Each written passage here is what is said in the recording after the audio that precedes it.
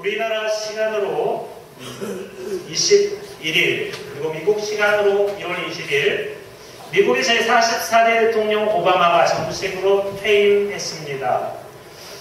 그의 지지율은 퇴임까지 약 60%에 달할 정도로 많은 미국인들이 좋아했습니다. 그리고 2월 10일 날 고별 연설이 있던 체육관, 그 체육관에 표를 공짜로 나눠줬거든요. 그런데 그 표를 구하기 위해서 암표가 119만 원까지 치솟아 올랐다. 그만큼 많은 미국인들이 이 오바마 대통령을 존경하고 사랑하는 그런 대통령이 되었다라고 하는 것을 알 수가 있습니다. 그런데 참으로 안타까운 것은 우리나라의 현실입니다. 현직 대통령이 탄핵되고 현직 문화체육부 장관이 구속되는 참으로 암울한 시대, 또 암울한 현실에 우리가 놓여 있습니다. 참 지도자복이 이따시도 없을까? 참으로 안타깝고 대한민국의 침몰의 위기를 바라보는 것 같은, 그래서 어느 누구도 희망을 노래할 수 없는 상황 가운데 보이게 되었다라고 하는 현실, 참으로 안타깝기 짝이 없습니다.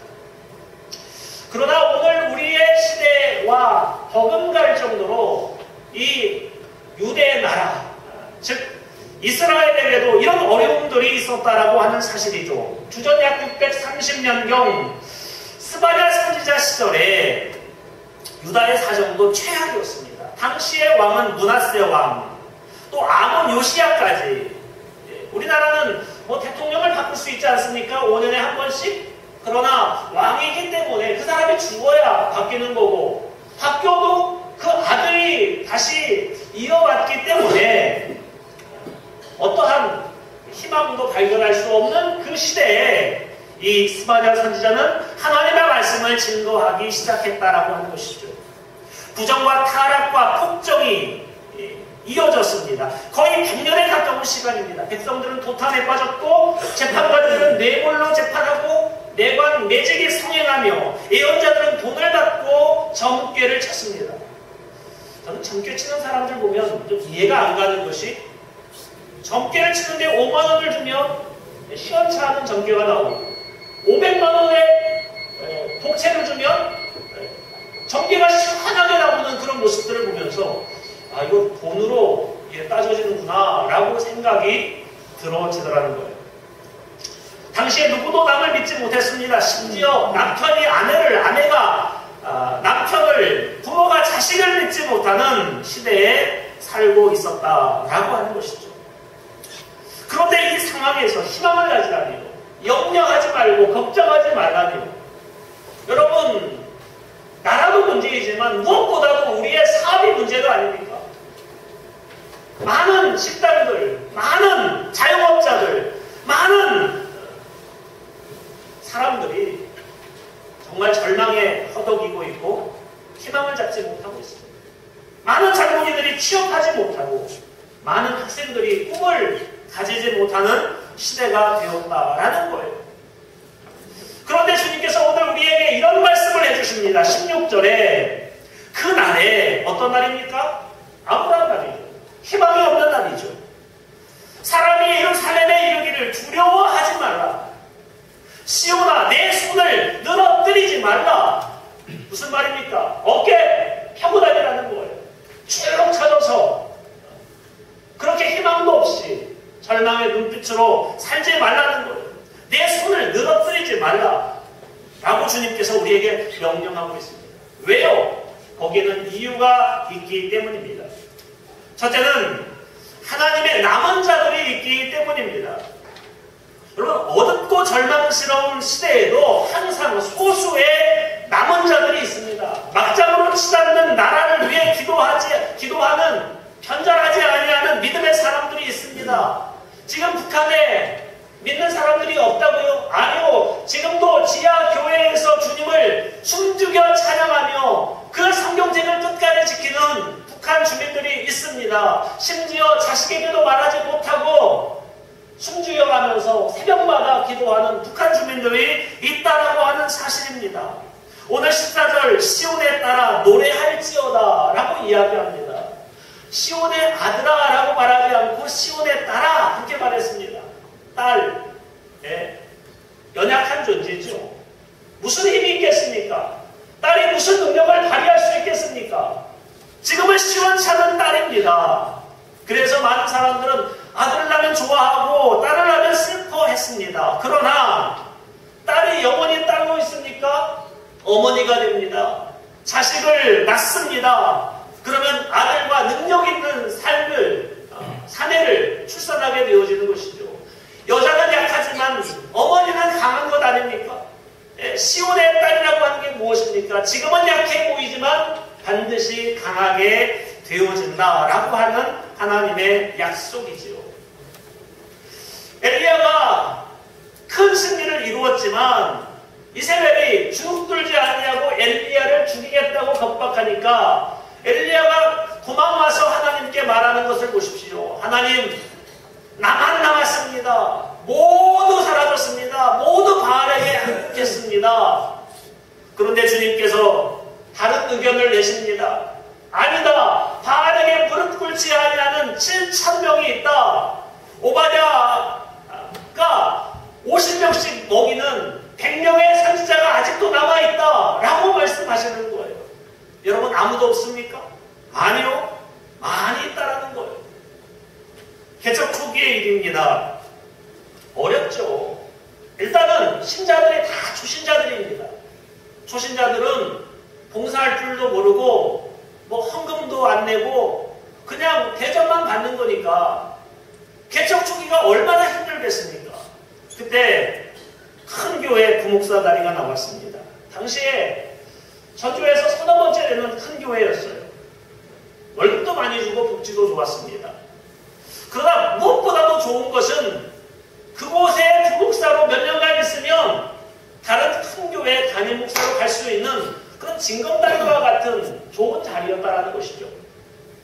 그래서 목사님을 만나봤습니다. 그리고 교인들을 저녁 때 다 불렀어요. 만예배 때 20명 약간 나왔는데 제가 떠난다고 그러니까 30 몇 명이 왔어요. 그냥 안 나오던 사람, 한 3개월 만에 나온 사람도 와가지고 목사님 가시면 안 돼요. 그렇게 이야기를 하더라고요. 아무도 없는 줄 알았더니 30명이 어디서 나왔어요? 그래서 그래요, 안 가겠습니다. 그랬더니 그분들 또다시 안 나와요, 주일날. 믿을 건 못 되지만 여하튼 그때 확실히 아는 것이 하나 있었어요. 나 혼자는 아니구나. 도울 사람이 있구나. 함께할 사람이 있구나 라고 생각하고 너무너무 기뻤던 일이 있었습니다. 여러분, 아무도 없다고 말하지 마세요. 아무도 없었으면 여러분들이 어떻게 이 자리에 있을 수 있습니까? 누군가가 젖을 내렸고 누군가가 옷을 입혔고 누군가가 가르쳤고 누군가가 여러분들을 도와줬기 때문에 여기까지 온 것 아닙니까? 왜 나 혼자 있다고 생각하십니까? 모세도 하나님 나 혼자 어떻게 갑니까? 아론이 있지 않느냐? 바울 어떻게 나 혼자 일합니까? 바나바가 있지 않느냐? 신라가 있지 않느냐? 디도 디모데가 있지 않느냐? 여러분, 왜 나 혼자 남았다고 생각하십니까? 얼마나 주님께서 우리에게 많은 동역자를 붙여주셨는데 내가 함께 일하지 않으려고 하기 때문에 그런 것이지, 우리의 주변을 둘러보면 함께 일할 수 있는 사람이 많이 있다라는 것이죠. 여러분, 함께 일할 수 있는 사람들이 있습니다. 절망하지 마시기 바랍니다. 손을 떨어뜨리고 어깨를 떨어뜨리지 아니하는 믿음의 성도님들 되시기를 주의 이름으로 축복합니다. 두 번째로 우리가 어깨를 펴야 할 이유가 있습니다. 그건 우리의 죄가 씻김 받았기 때문입니다. 죄 지은 사람은 어깨가 늘어질 수밖에 없습니다. 고개를 숙일 수밖에 없습니다. 그러나 죄가 씻겨진 사람, 분명히 죄를 진 것 같아서 이 경찰서에서 조사를 받는데 검찰이 무죄, 석방 그렇게 이야기를 하면 이 사람이 얼마나 당당하게 나옵니까? 당당하죠. 죄가 없는 거니까. 사람은 죄를 지면 숨게 되어 있습니다. 아담과 하와가 하나님께서 먹지 말라 하신 열매를 먹어서 숨었습니다. 왜 숨었느냐? 두려워하여 숨었습니다. 어깨를 축 늘어뜨리고 몸을 굽히고 고개를 숙이고 그렇게 살았다라는 것이죠. 그렇게 주님을 맞이했다라는 것이죠. 죄를 지게 되면 항상 비겁해집니다. 용기를 잃습니다. 거짓말을 하지 말아야 되는 이유, 죄를 짓지 말아야 하는 이유가 바로 여기에 있습니다. 죄 지으면 사람들이 자신감이 결여됩니다. 그런데 이런 죄 때문에 용기를 잃은 우리에게 주님께서 뭐라고 말씀하시느냐? 모든 죄악과 형벌이 이미 다 제거되었다라고 말씀하시는 것입니다. 아담과 하와가 하나님께 회개했다는 말이 없습니다. 그러나 하나님은 아담과 하와를 위해서 가죽옷을 지어 입혀주셨습니다. 로마서 5장 8절에는 이렇게 말합니다. 우리가 아직 죄인 되었을 때 그리스도께서 우리를 위하여 죽으심으로 하나님께서 우리에게 대한 자기의 사랑을 확증하셨느니라. 하나님께서 언제 우리의 죄를 사했느냐? 우리가 용서를 구할 때요? 우리가 눈물을 흘릴 때요? 우리가 무릎을 꿇을 때요? 기도할 때요? 아니요. 우리가 여전히 죄인 되었을 때, 우리가 여전히 하나님 앞에서 원수가 되었을 때 주님께서 우리의 죄를 사해 주셨다라고 하는 얘기예요. 베드로 부활 후에도 물고기 잡으러 갔어요. 하나님께서 사명 감당을 했는데 물고기 잡으러 갔어요. 회개했다라는 얘기가 없어요. 그러나 주님께서 찾아오셔서 용서해 주시고 사명 허락하여 주셨다라는 거예요. 탕자가 회개했기 때문에 아버지가 마중 나와서 기다리고 있었다? 아니에요. 회개하기 전에 아버지는 탕자를 먼저 기다리고 있었고 먼저 반지를 준비하고 있었고 먼저 옷을 준비하고 있었다라고 하는 거예요. 우리는 회개해야 주님께서 용서해 주신다라고 생각하는데 아니, 하나님 먼저 용서해 주시고 우리가 그 용서의 확증을로 회개할 수 있게 되었다라는 거예요. 사람은요 다들 자존심이 있습니다. 그래서 서로 싸우면 누가 먼저 잘못했다고 이야기하지 않습니다. 한 대 때리면 더 세게 때리고 더 세게 때리면 이빨을 부러뜨리고 이게 사람입니다. 사람은 누군가 용서하지 아니하면 끝없이 악순환의 굴레에 들어갈 수밖에 없다라는 거예요. 이걸 하나님은 아신 거예요. 그래서 하나님은 우리에게 미리 용서해 주셨고 미리 우리를 구원해 주셨다라는 거예요. 그 구원의 감격을 나중에서야 깨닫고 그때서야 회개의 눈물을 흘리고 그때서야 하나님께서 나를 얼마나 사랑하셨는지를 깨닫게 된다라고 하는 거예요. 여러분들이 잘해서 이 자리에 와 있는 거 아닙니다. 여러분들이 똑똑하거나 잘나거나 예뻐서 이 자리에 있는 게 아닙니다. 하나님께서 먼저 여러분들을 사랑해 주셨기 때문에 여러분들이 주님 앞에 나올 수 있는 것입니다. 여러분, 우리는 여전히 죄인입니다. 그러나 주님께서는 우리의 죄를 사해 주셨습니다. 그러므로 우리는 더 이상 죄인이 아닙니다. 그러므로 더 이상 어깨를 숙이고 주눅들어서 살 필요가 없다라는 거예요. 당당하게 하나님 앞에서 의인으로서 하나님의 뜻을 붙들고 살아가실 수 있는 믿음의 성도님들 다 되시기를 주님의 이름으로 축복합니다. 세 번째로 우리가 주눅들지 말아야 할 것은 우리의 싸움이 아니라 하나님의 싸움이기 때문에 그렇습니다. 우리는 우리가 싸워야 한다고 생각합니다. 우리가 할 수 있다고 생각합니다. 그러나 많은 인생의 문제들은 우리가 해결할 수 있는 것이 많지 않습니다. 그렇다면 누구의 싸움입니까? 하나님의 싸움인 것이죠. 사람이 할 수 없는 싸움 뭐가 있을까? 감기가 그렇습니다. 감기는 감기 바이러스가 우리 몸속에 침투하는 겁니다. 그러면 여러분, 우리가 할 수 있는 게 뭡니까? 약국에 간다고요? 병원에 간다고요? 주사를 맞는다고요? 그 맞으면요 잠시 고통을 잊게 해주는 거지 감기를 이기게 하는 게 아니에요. 잠시 그 마취 그런 진통 효과로 감기를 조금 잊게 해주는 것이지 감기를 이기는 게 아니에요. 감기는 어떻게 이기냐면 우리 몸속에 있는 항체가 이 감기 바이러스와 열심히 싸우는 거예요. 그러면 그 감기 바이러스를 이겨내는 것이죠. 우리가 할 수 있는 게 없다라는 거예요. 단지 잘 먹고 잘 쉬고 하는 것밖에는 방법이 없습니다. 우리 인생도 마찬가지입니다. 우리의 노력과 우리의 수고로 할 수 있는 것들이 그다지 많지 않습니다. 여러분, 자식을 다 키워보셨죠? 어떤 부모들은 자식을 위해서 온갖 수고와 노력을 아끼지 않는데 자식이 그만큼 잘 자라지 못하는 부분을 보게 돼요.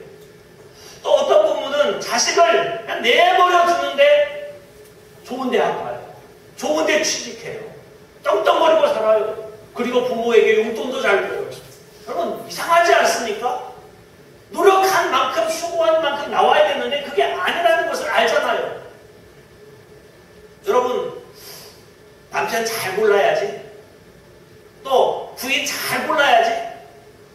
계획 없었습니까? 근데 여러분 남편을 보세요. 여러분 부인을 한번 보세요. 정말 잘 골랐나요? 네, 그렇지 못할 때가 많이 있다. 여러분 인생에 내 뜻과 내 생각과 내 판단으로 잘해야 되겠다라고 생각하지만 그렇게 안 될 때가 너무 많은 것이 우리의 인생이다라고 하는 거예요. 그렇기 때문에 어떻게 해야 됩니까? 하나님을 의지해야 되죠. 하나님 붙들어야 되죠. 하나님께서 이 스바냐의 이름, 스바냐를 사용하신 이유가 있습니다. 이 스바냐의 이름의 뜻은 하나님이 보호하신다. 하나님이 일하신다. 하나님께서 싸우신다. 라고 하는 뜻입니다. 옛날 선지자들은 자기의 이름을 가지고 선포했던 일이 많아요. 여러분, 무엇을 의미합니까? 하나님이 일하시기 때문에 하나님을 의지하고 하나님을 붙들고 살아갈 때 우리에게 승리가 있다라고 하는 것입니다. 15절의 말씀 보면 이스라엘 왕 여호와가 내 가운데 계시니 내가 다시는 화를 당할까 두려워하지 아니할 것이라. 17절 너의 하나님 여호와가 너의 가운데 계시니 그는 구원을 베풀 전능자이시라 라고 이야기합니다. 어린아이가 부모 품에 있으면 조금도 걱정하지 않습니다. 마찬가지로 하나님께서 우리 가운데 계시기 때문에 조금도 두려워할 필요가 없다라고 하는 거예요. 마틴 루터가 그랬대죠. 거대한 이 천주교 세력과 종교 개혁을 하려니 얼마나 힘이 들겠습니까? 얼마나 벅차겠습니까? 인간인지라 낙심도 되겠지요. 그래서 풀 죽어서 이렇게 앉아있는데 부인이 상복을 입고 오더라는 것이죠. 그러니까 이 루터가 깜짝 놀라면서 아니 누가 죽었어? 그랬더니 부인이 하는 말이 하나님이 돌아가셨습니다. 그래 이야기를 하니까 루터가 화가 나는 거예요. 아니 무슨 막말이 있느냐고, 어떻게 하나님이 돌아가실 수 있느냐고, 정신 못 차리냐고 그렇게 이야기를 하니까 이 아내가 하는 말이 하나님이 돌아가시지 않았다면 당신이 어떻게 이렇게 낙심할 수 있습니까? 하나님의 능력이 있다면 어떻게 당신이 이렇게 낙심하고 있을 수 있습니까? 라고 하는 이야기를 하자 이 루터가 한 방 얻어맞은 것처럼 정신이 띵했다고 그러죠. 그때부터 열심히 다시 사명 감당하고 하나님의 영광을 위해서 뛰었다라고 하는 이야기가 있습니다. 여러분, 우리의 삶의 형편을 바라보면 낙심될 뿐밖에 없죠. 어떻게 내게 주어진 이 모든 부채를 다 갚을 수 있는가? 내가 어떻게 나의 노력을 아름답게 만들 수 있는가? 어떻게 내 기울어져가는 사업을 다시 이렇게 세울 수 있는가? 어떻게 망가져가는 내 자녀들을 다시 세울 수 있는가? 낙심되지요. 그러나 이 모든 싸움은 우리의 싸움이 아니라 하나님의 싸움이라는 것. 겸손히 주님께 맡기고 주님께 의지하며 우리의 걸음 한 걸음 한 걸음 주님과 동행하게 되어질 때 주님께서 우리의 인생을 어느 순간 승리로 바꾸어 주신다라고 하는 말씀입니다. 오늘 20절 본문은 오늘 말씀의 결론입니다. 내가 그때 너희를 이끌고 그때 너희를 모을지라. 내가 너희 목전에서 너희의 사로잡힘을 돌이킬 때 너희에게 천하 만민 가운데서 명성과 칭찬을 얻게 하리라. 여호와의 말이니라. 나를 용서하시고 나와 함께 하시고 그리고 대신 싸움을 싸워주시고 모든 선한 여정 가운데 우리를 인도하실 터이니 우리 보고 어떻게 하라고요? 어깨 떨어뜨리지 말라고. 손 떨어뜨리지 말라고. 어깨 펴고 당당하게 하나님의 자녀로 살아가라고. 그럴 때 하나님의 역사가 일어나게 됩니다. 예, 주님 의지하는 것 아니에요. 여전히 걱정하고 여전히 염려하고 초조해하면 주님 못 믿는 거죠. 그러나 당당하게 삶을 살고 자신있게 삶을 살고 그러면 주님 믿는 거죠. 주님 믿습니다 해가지고 믿는 게 아니라요, 염려를 떨어뜨리는 것이 주님을 믿는 거예요. 주님 의지하여서 주의 음성 듣고 이 어려운 난국을 힘있게 극복하실 수 있는 믿음의 성도님들 다 되시기를 주님의 이름으로 축복합니다. 기도하시겠습니다.